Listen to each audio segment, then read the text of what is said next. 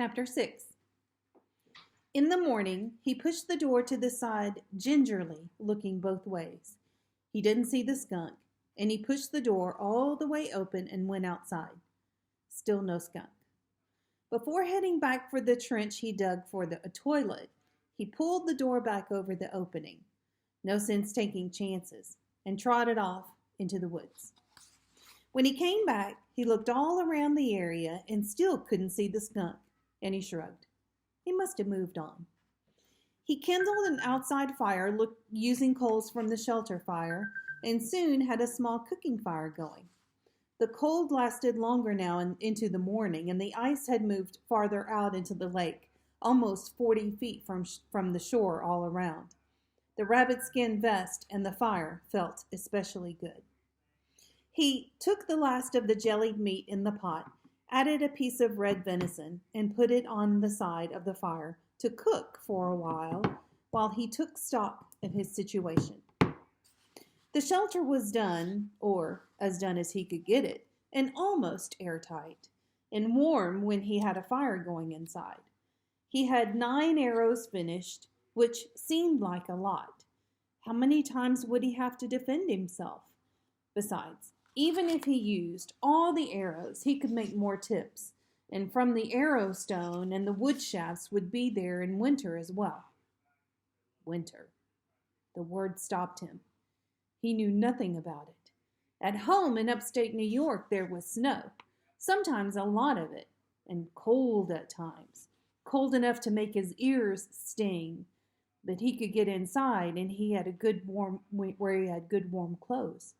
Here, he suspected, the winter would be a lot worse, but he didn't know how much worse or how to prepare for it.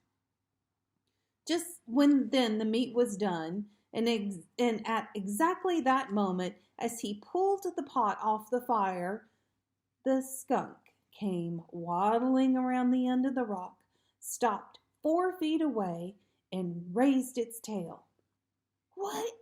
Brian winced, waiting, but the skunk did not spray, and Brian took a piece of meat from the pot and threw it on the ground next to it. The skunk lowered its tail, smelled the meat, and when it proved too hot to eat, it backed away and raised its tail again. "Listen, you little robber, I'm sorry it's too hot. You'll just have to wait until it cools."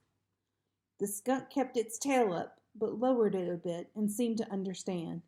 And in a moment, when the meat was cooled, it picked up the chunk and disappeared with it around the corner of the large rock that was the back wall of Brian's shelter.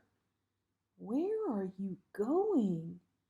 Brian stood up and followed at a distance, moving slowly. And when he came around the rock, the skunk was gone, disappeared completely. "But—" Brian walked all around the end, back again, and was on his second loop when he saw some grass wiggling in the edge where the rock met the ground. The grass here was thick and about 1 foot tall and hid the dirt from view. Brian moved closer and saw some fresh earth and a hole beneath the rock. And as he watched, he saw black and white fur moving down inside the hole. "You're living here?" Brian shook his head. "You've moved in on me?"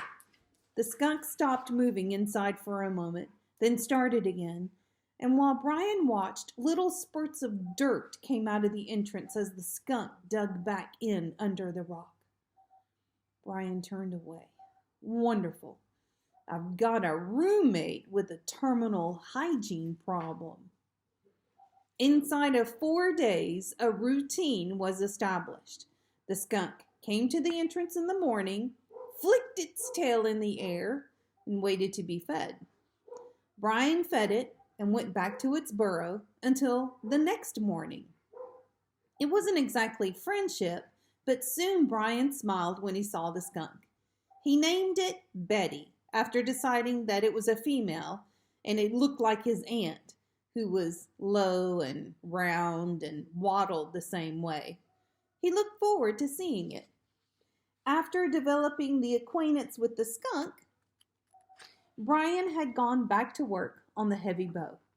The arrows were done, but he had yet to string the bow and was smited on where to get a string long enough until he saw the cord at the end of the sleeping bag. It was braided nylon, 1/8 of an inch thick and close to 6 feet long, enough to go around the bag twice when it was rolled up. The cord was sewn into the end of the bag, but he sharpened the knife on his sharpening rock and used the point to open the stitching enough to free the cord. It proved to be difficult to string the bow. In spite of his scraping and shaping, the limbs were still very stout, and the bow bent only with heavy pressure. He tied the string to one end, then put the tied end into a depression in the rock on the ground, and used his weight to pull down the top end while he tied the cord in place. It hummed when he plucked it, and the strength of the wood seemed to sing in the cord. He took 4 of his arrows and moved to the dirt hummock near the lake shore. He put an arrow in the bow, fitted it in the string, raised the bow, and looked down the shaft at the target and drew the arrow back, or tried to. When it was halfway to his chin, the bow seemed to double in strength, and he was shaking with the exertion by the time he got the feathers all the way back, and the cord seemed to be cutting through his fingers.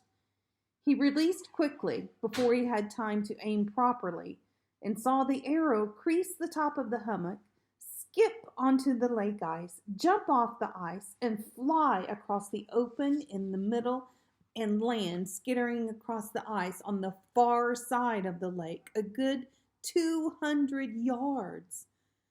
At the same time, the string slapped his arm so hard it seemed to tear the skin off, and the rough front end of the feathers cut the top of his hand as they passed over it. Wow! He could not see the arrow, but he knew where it had gone and would walk around the lake later and retrieve it. Now he had to practice.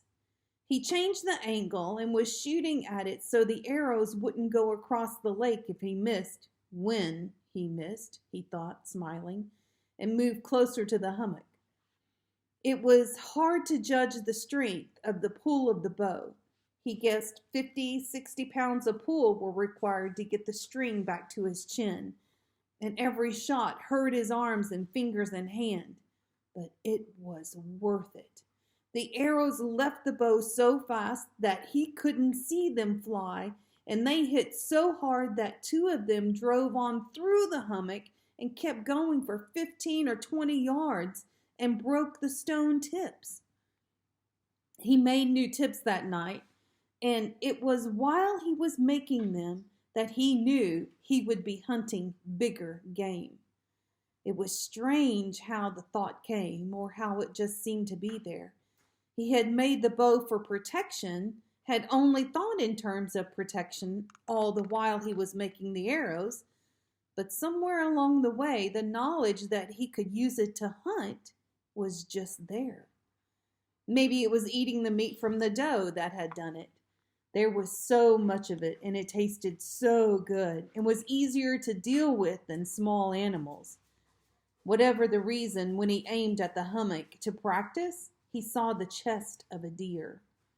He shot all that day until his shoulders were sore and he had broken an arrow and 2 more tips by hitting small rocks along the ground. Then at dark he built a fire, cooked some meat, fed Betty, who arrived just as the meat was done, and retired to the shelter to fix arrows. He would hunt big tomorrow, he thought. He would try to get a deer.